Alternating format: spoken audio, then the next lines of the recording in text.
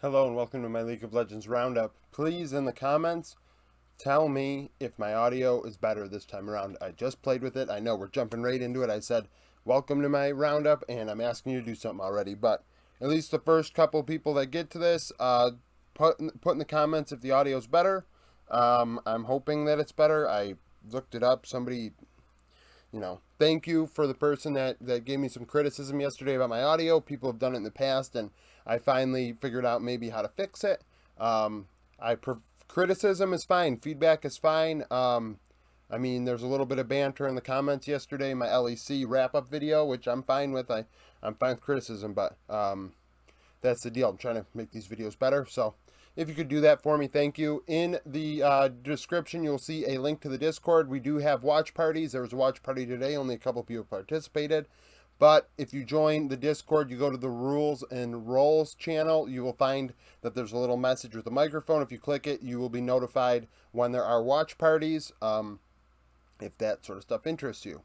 Now, for today's games, we had KT and Damwon. This one went up the distance. We actually had Silver Scrapes play, thank the Lord. And it was played in the way that it's meant to be played, in my opinion. When you're down 2-0 and you come back to force a game 5. That's the only time I think it should be played, not when it's 2-1. Oh, they're going for Silver Scrapes. No, they're not. And don't say they're going for Silver Scrapes after winning game 3.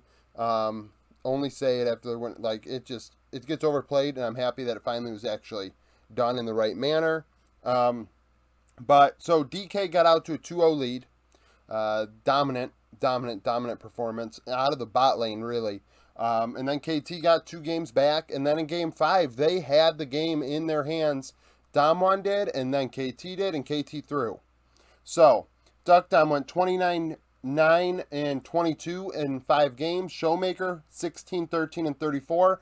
10 of those kills coming in game 5 on a Corki. 31% of the team's damage. Aiming, 19, 10, and 15.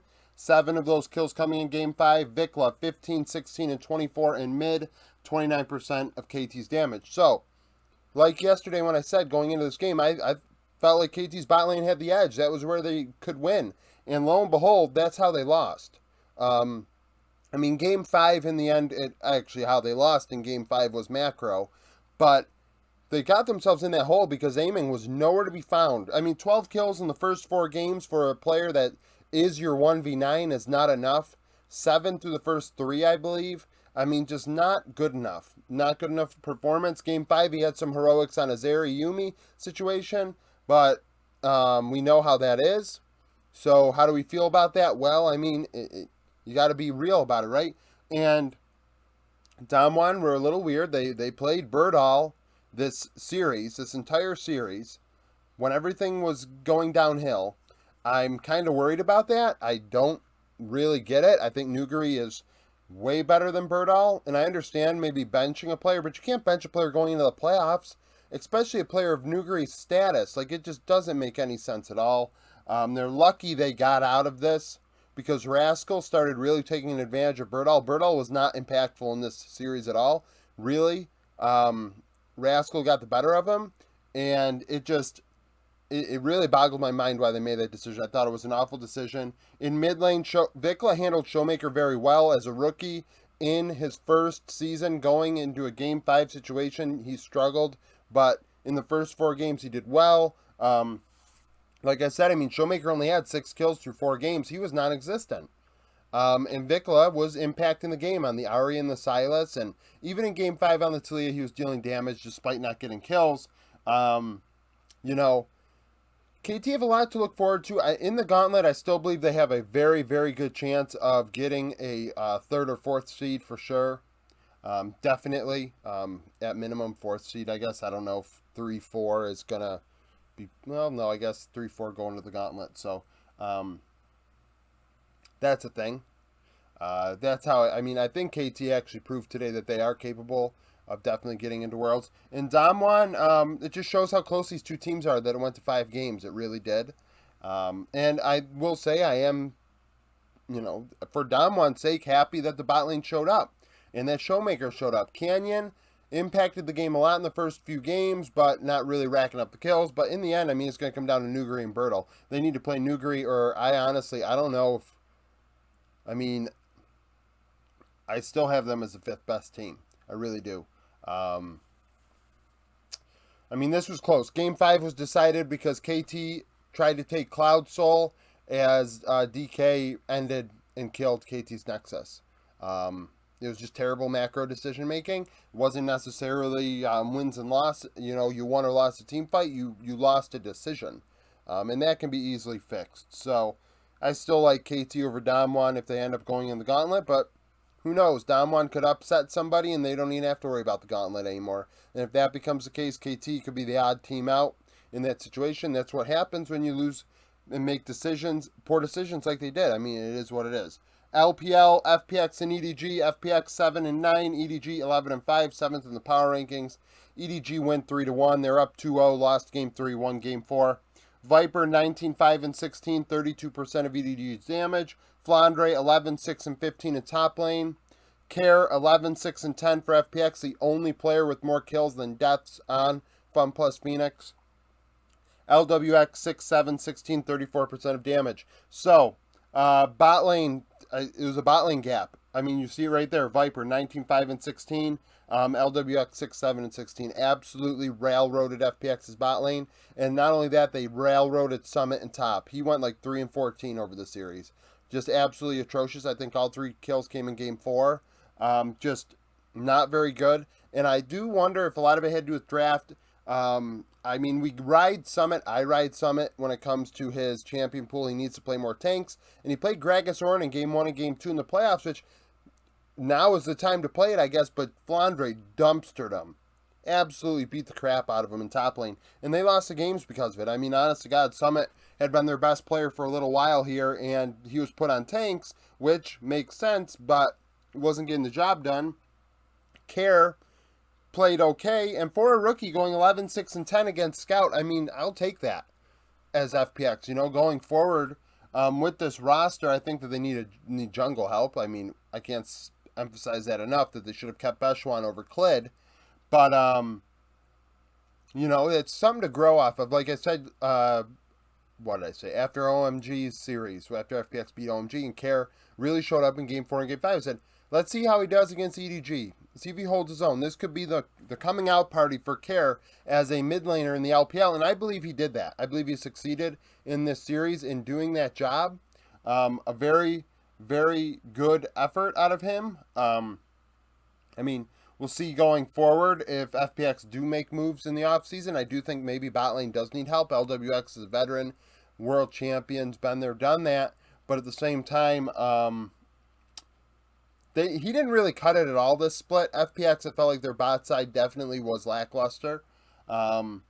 Really left a lot to be desired out there. And yeah, I mean, they won against OMG, but there's clearly a gap here in these playoffs for the LPL. And this is about where it was. Well, no, because LNG is the gap. LNG to EDG. So that's it for the games today. Now on to tomorrow. We only have one game. LNG and Weibo going to duke it out. Weibo 10 and 6, LNG 8 and 8. They played last week, just a week ago.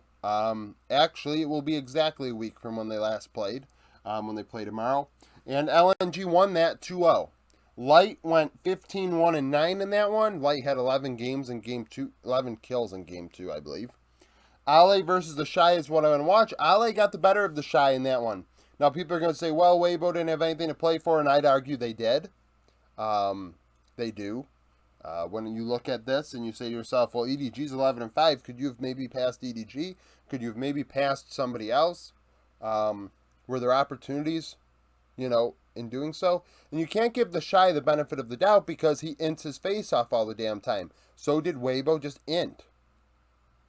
And if that's the case, you got to be honest about it and say to yourself, yeah, he did, but he's also really good. And yes, he is. He's a top 5 top laner when he wants to play like a top 5 top laner, and sometimes he doesn't want to play that way.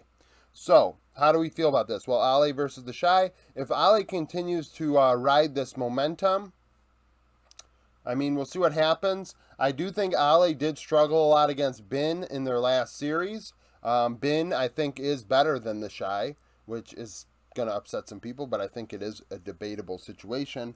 And Ale got the better of the Shy last week, so really, You know, is this something that...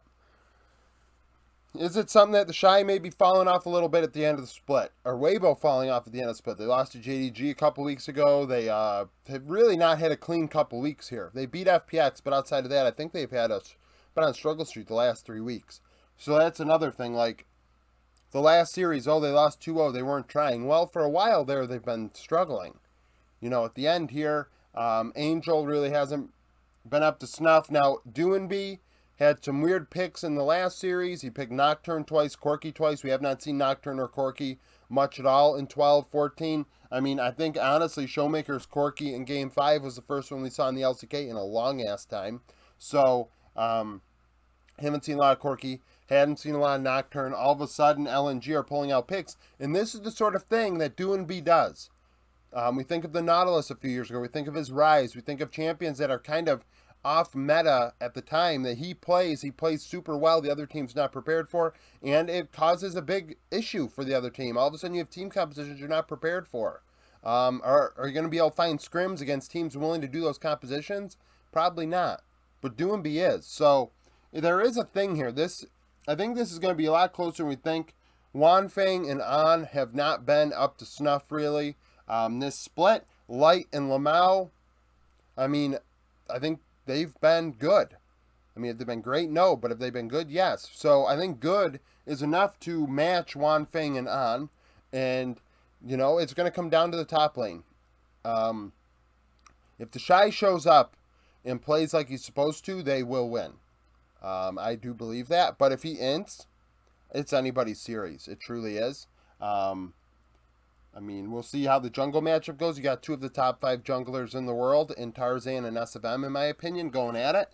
So that's another thing. If Tarzan can kind of up his game, all of a sudden we have a real series on our hands.